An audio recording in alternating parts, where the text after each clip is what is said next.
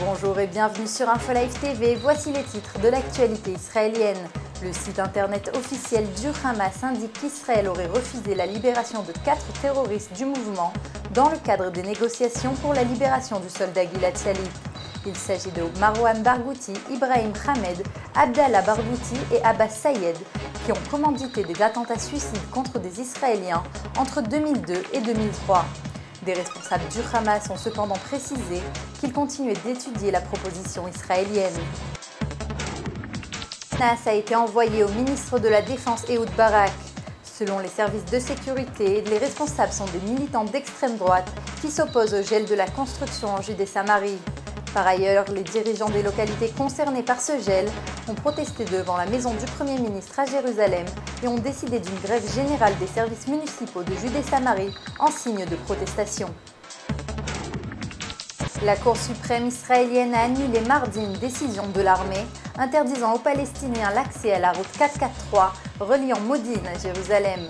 Suite à des tirs contre des automobilistes israéliens au début de la seconde intifada, l'accès aux Palestiniens avait été interdit. Cependant, la Cour suprême a annulé cette décision suite au recours d'habitants de villages arabes bordant l'axe. Selon un rapport des services de renseignement, l'Iran serait proche de conclure un accord avec le Kazakhstan pour importer clandestinement 1350 tonnes d'uranium purifié. Cet accord viole les sanctions imposées par le Conseil de sécurité de l'ONU et ces informations font monter d'un cran l'inquiétude de la communauté internationale concernant les activités nucléaires de l'Iran. Un tel accord serait décisif car il semble que Téhéran manque de minerais purifiés nécessaires pour son programme d'enrichissement d'uranium. Et voici une mesure qui fera bien des heureux en Israël.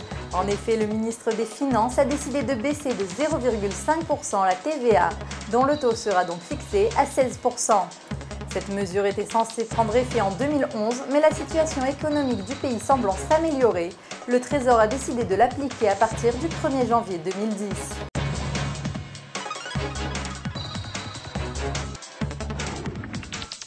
Après un réveillon pluvieux et nuageux, l'année 2010 commencera avec du soleil.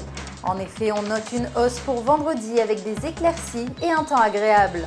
Cependant, sur le mont Hermon, il fera toujours froid avec des températures minimales de 0 degré. À Jérusalem, les températures varieront entre 11 et 20 degrés, Tel Aviv entre 13 et 23 degrés, Beersheva de 12 à 24 degrés. Et si vous êtes à Eilat pour le week-end, il fera un temps agréable avec des températures variant de 16 à 27 degrés. Merci d'avoir suivi ce journal, c'était Dina Cohen pour InfoLive TV, la première télévision directe de Jérusalem en 4 langues.